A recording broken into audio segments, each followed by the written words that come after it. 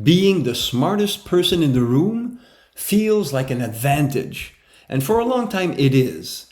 Yet, at a certain level of leadership, it becomes something else, a constraint to growth.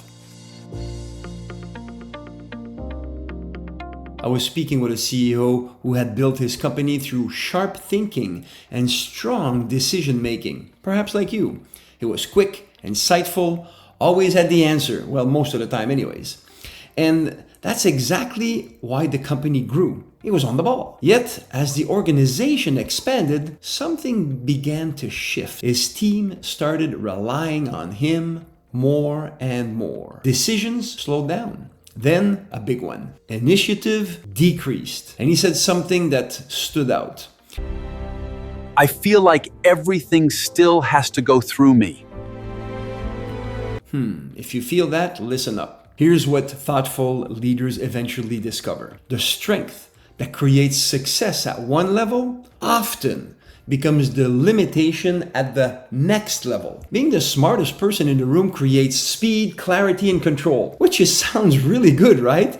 Yet it also creates dependency, hesitation in others, and reduced ownership. So over time, it quietly caps the growth of the organization. Because the issue is not intelligence, it's identity. If your identity is, I'm the one who figures it out, then your team learns they don't have to. And that's why scaling becomes literally impossible. Let's explore why my model comes to the rescue. The selective C.U.R.E. integration. This is where the shift happens. CEO, the C.U.R.E., Chief Excavation Officer. First, we all know awareness. Where are you still the default problem solver? Or where do you people actually wait for your answer? See the pattern here? Or where have you trained the team to rely on you? These are important questions for introspection. Then, with that awareness, we move to the Chief Elimination Officer. Simply said, letting go. Letting go of needing to be the fastest thinker. Letting go of having to have all the answers, or even letting go of stepping in too quickly. Once you identify these, we move to Chief Expansion Officer, meaning redefining your role. Not as the smartest person in the room, I'm not saying you're not, yet as the leader who builds smart people who think independently. In essence, you harness the power of your team. And that's smart leadership.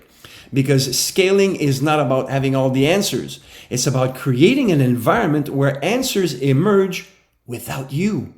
In other words, you leverage your assets, aka the power of the abilities of the team. Here's a pro tip. In your next meeting, instead of answering first, pause and ask, what do you think? Then wait longer than it actually feels comfortable. That moment actually creates growth, and the team starts to step up with ideas and solutions you might not have even considered. You are tapping in their expertise, and you become the conductor that sort of orchestrates the masterpiece. Yet, the challenge is this. Most leaders know that they should delegate, yet they don't realize how often they're actually reinsert themselves into the solution. That's a mistake.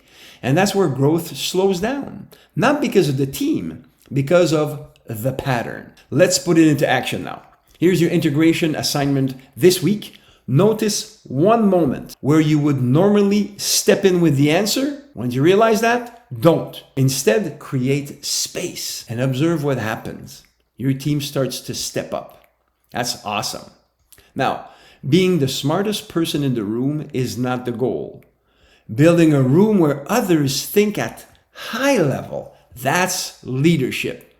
And it awaits you in the near future as you take action and follow the example of other great CEOs that come to me to sharpen their thinking in private so that they can execute with precision in public. I promised, absolutely do. And if this resonates with you, you know where to find me. Make it a great day.